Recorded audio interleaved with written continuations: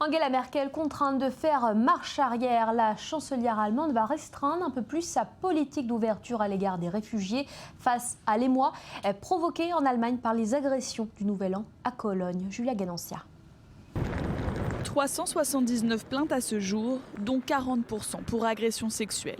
L'enquête sur les violences le soir du Nouvel An à Cologne progresse et les révélations sont accablantes. Cette nuit-là, des dizaines d'hommes agissant en bande s'en sont pris à des femmes au milieu d'une foule masculine estimée au total à 1 millier de personnes. Les faits se sont déroulés en plein centre-ville, aux abords de la cathédrale ou tout près de la gare.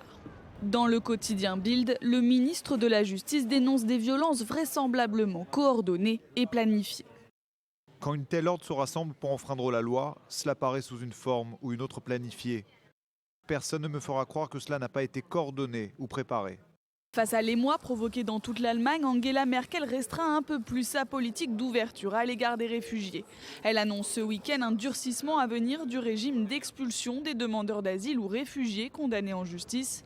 Même si rien ne prouve encore leur responsabilité dans cette affaire, la police de Cologne révèle que les suspects étaient en grande partie des réfugiés et immigrants illégaux originaires d'Afrique du Nord. Ce qui s'est passé lors de la nuit de la Saint-Sylvestre est complètement inacceptable. Il s'agit de faits criminels, abjects, qu'un État ne peut accepter, que l'Allemagne ne peut accepter.